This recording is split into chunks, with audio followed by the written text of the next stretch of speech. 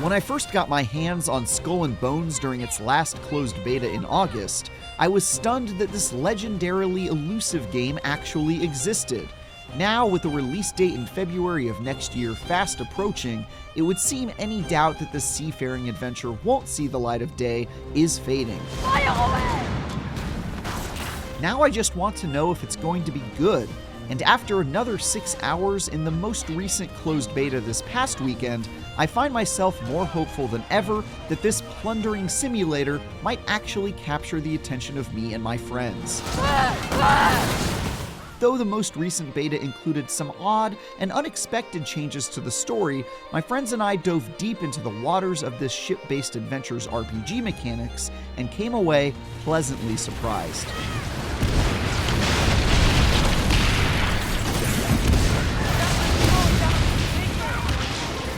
First off, if you haven't seen our preview from a few months ago, you should go and check that out, because the vast majority of my praise and cautious optimism still applies. Having a chance to develop my sea legs a few months ago, me and two of my fellow scallywags spent a good chunk of the weekend tinkering with our boats and exploring as much of the map as we could before running into horrifyingly overpowered enemy crafts that turned us into driftwood in 1 second flat.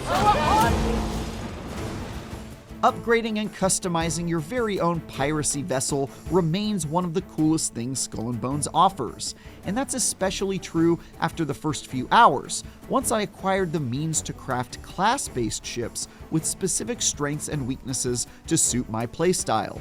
For my part, I like to prioritize DPS and enjoy getting in close and smashing the enemy craft to pieces, so I built the Rammer, a ship that's great for doing as much damage as possible. Meanwhile, the other members of my party built a tanky ship called the Defender and a support-focused ship called the Sentinel, so that when we fought as a crew, we had the perfect diversity of specializations we needed to absolutely crush any poor landlubbers who dared set sail in our seas. Combining these different ship types with various kinds of weapons like long-ranged sniper cannons that do lots of damage versus others that blast large volleys of close-quarters fireballs, and attachments that adjust various resistances and armor scores made Skull and Bones feel like a true naval RPG, and it felt like my crew had only just begun scratching the surface of what's possible with dozens upon dozens of more powerful options locked out for vessels of our level. After the previous beta, I praised Skull and Bones for having a story that was surprisingly more fleshed out than I was expecting, and while that still held true in this second beta, there were also some really bizarre changes to the narrative I don't fully understand. It is too late for me, but maybe you will walk on the free shores of Sandan. For example, in the early moments of the previous beta, I found a dying pirate captain, Abel Rassler, who served as a jumping-off point for the rest of the story. Come to loot my cabin, you filthy scrag! But in this latest version, when I went to loot the same ship, the good captain had already expired, leaving me to quietly grab his stuff before leaving. I'm really not sure why this major story change happened. Maybe Ubisoft got feedback that there was too much talking in the early part of their cannonball-focused pirate game, or perhaps they just cut this part out of this beta since participants were only allotted 6 hours of playtime.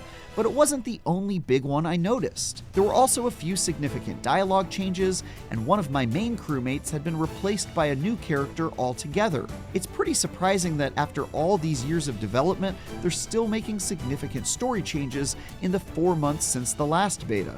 But then again, I suppose that's what betas are for. Take my hand! You're not dying today! Here's hoping that's not a sign that the script's going through too many last-minute rewrites this close to launch.